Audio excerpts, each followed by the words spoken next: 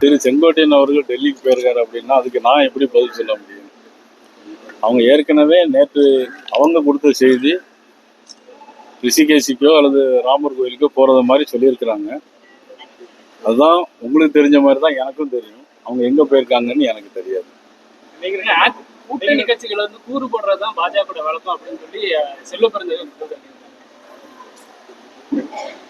காங்கிரஸ் கட்சி இந்தியாவில் ஆட்சி செய்யும் போது 90 தடவை ஆட்சியை கலைச்சிருக்காங்க. எல்லா மாநிலங்களுடைய ஆட்சியை 90 தடவை கலைச்சிருக்காங்க. அது காங்கிரஸ் கட்சியுடைய வழக்கம் அது மாதிரி இருக்கும். எங்களுடைய வழக்கம் அது இல்லை. இன்னைக்கு நாங்கள் ஆல் இந்தியா அளவிலே கூட்டணிக்கு எல்லா முக்கிய மந்திரி சபையெல்லாம் கொடுத்துருக்குது. எங்கள் பாரத பிரதமர் நரேந்திர மோடி அவர்கள் மிகப்பெரிய மந்திரி சபையில் கூட்டணிலாம் கொடுத்துருக்காங்க. அந்த கூட்டணியை வளர்க்கறது தான் எங்களது நோக்கமே தவிர அவர் சொல்ற மாதிரி காங்கிரஸ் கட்சி நாட்டை துண்டாடுற கட்சி காங்கிரஸ் கட்சி. சார், முதலமைச்சர் வெளிநாடு போயிட்டு 15,000 கோடிக்கு அதிகமாக முதலீடு ஏற்பட்டதை பெருமையா பேசியிருக்காங்க. அது நான் ஏற்கனவே போன அன்னைக்கே கொடுத்தேன். அவங்க எம்ஓஐ போட்டிருந்தா சொல்லியிருந்தாங்க. அதில் பார்த்தீங்கன்னா ஏற்கனவே நாட்டில் இருக்கக்கூடிய 2-3 கம்பெனியை தான் அதில் சேர்த்து கொண்டு வந்திருக்காங்க.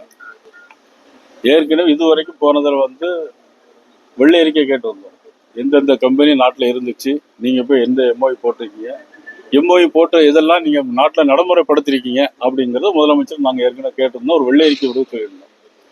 அவங்க சும்மா இந்த பதிவு மட்டும் போட்டுக்கிட்டே இருக்கிறாங்க தவிர வேற பெருசா எதுவும் கொண்டு வந்த மாதிரி தெரியல. சார், 2021 மத்திய அமைச்சர் அதிமுக கூட்டணி ஃபாலோ பண்ண முயற்சி எடுத்தாப்ல. அப்போ அது சரியா இல்லாதனால 2021 ஆண்டு ஏடிஎம்கே கூட்டணி ஸ்ட்ராங்கா இருக்கிற சில முயற்சிகள் எடுத்தாப்ல. அதுக்கு ஒத்துவராதனால அன்னைக்கு ஏடிஎம்கே பிஜேபி கூட்டணி தோல்வி அடைஞ்சு டிஎம்கே ஆட்சிக்கு வந்தது. அதே மாதிரி பாராளுமன்ற தேர்தலையும் ஏடிஎம்கே பிஜேபி கூட்டணி இருந்ததுன்னா ஒரு 30 இடங்கள்ல வெற்றி பெற்றிருக்கும் அப்படின்னு சொல்லி வாக்கு சேவை ஏற்பட்டு பார்த்து தெரிஞ்சிருக்கு. அப்பவும் முடியல. இப்போ 2026 தேர்தல் வரும்போது இப்ப ஏடிஎம்கே வலிமையாகணும் அப்படிங்கும் போது கருத்து எல்லாத்துக்குமே இருக்கு. அதுக்கு பாஜக என்ன முடிவு எடுக்கும் போது ஏற்கனவே முயற்சியில இருக்காங்க. அது நடவடிக்கை உண்டாகும்.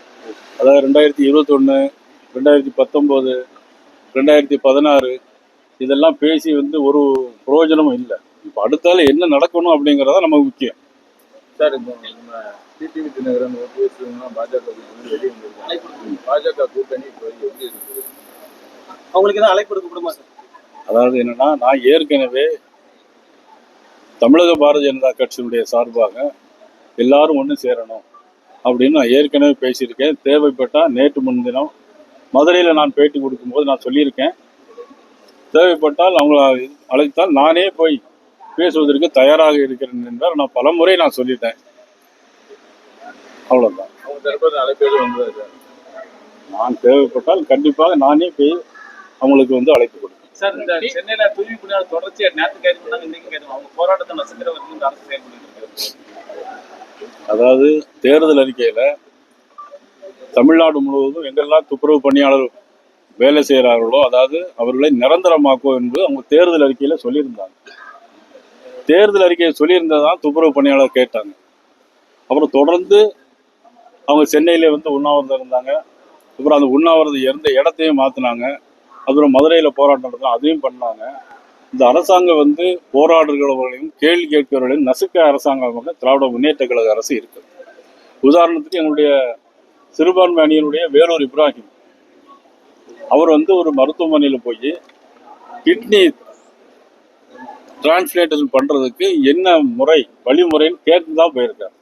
வேற எந்த விதமான அவர் முறையில் போராடலை, தனியாக தான் போயிருக்காரு. கிட்னி டிரான்ஸ்பிளான்ட் பண்றதுக்கு என்ன முறை இருக்கு அப்படின்னு கேட்ட உடனடியாக அவர் பல்வேறு வழக்குகளை பதிவு செஞ்சு அவர் அங்கிருந்து நேற்று சிறையில் அடைச்சு இன்னைக்கு கடலூர் சிறை கொண்டு போறாங்க. இப்படிப்பட்ட ஆட்சி தான் இன்னைக்கு நடக்குது. தலைமைச் செயலகத்தில் வெடிகுண்டு மிரட்டல், கவர்னர் மாளிகை வெடிகுண்டு மிரட்டல். ஆனால் டிஜிபி நியமனத்தை தாமதப்படுத்தி சார், தமிழ்நாட்டில் வெடிகுண்டு மிரட்டல் கொஞ்சமா நடக்கும், எல்லா மிரட்டலும் நடந்துட்டு தான். ஆளுங்கட்சி தரப்பா எல்லா மிரட்டல்களும் தொடர்ந்து நடந்து கொண்டே தான். நிச்சயமாக மதிப்புக்குரிய நமது தமிழகத்தைச் சேர்ந்த ஒரு தமிழர் மகாராஷ்டிரா கவர்னராக இருக்கக்கூடிய நமது சிபி ராதாகிருஷ்ணன் அவர்கள் உறுதியாக இன்று மாலை வெற்றி பெறுவார்கள்.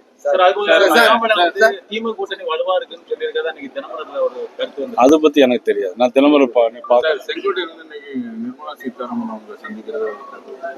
இல்ல, எனக்கு அந்த தகவல் இன்னும் வரல.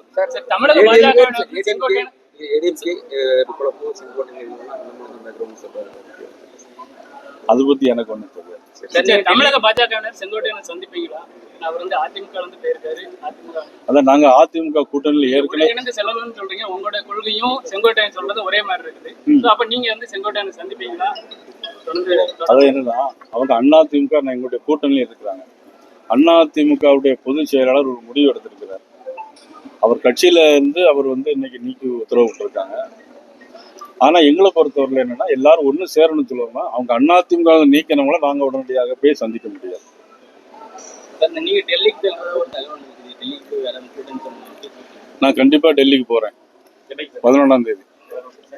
செங்கோட்டையன் சந்திக்கிறதுக்கு வாய்ப்பு இருக்கா சார்?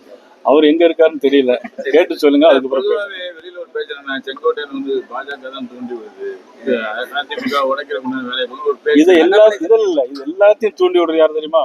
நீங்க உள்பட இந்த மீடியாவெல்லாம் தூண்டி விடுறது தெரியுமா? திமுக அரசாங்கம். திமுகவுடைய தூண்டுதல்ல தான் இவ்வளவு வேலைகளுமே நடக்கு. எல்லா பின்னணிக்கும் காரணம் முழுக்க திமுக அரசாங்கம் தான் காரணம். திமுக வந்து தொடர்ந்து தமிழகத்துல முதலீடு வருது, அந்த மாதிரி அவங்க பெருமையா பேசுறாங்க. என்னோட ஆட்சி சாதனை. அதாவது சீனின்னு எழுதிட்டு நக்குன்னா இனிக்காது, அது நடைமுறையை கொண்டு வரணும். அவ்வளவுதான். தேங்க்யூ.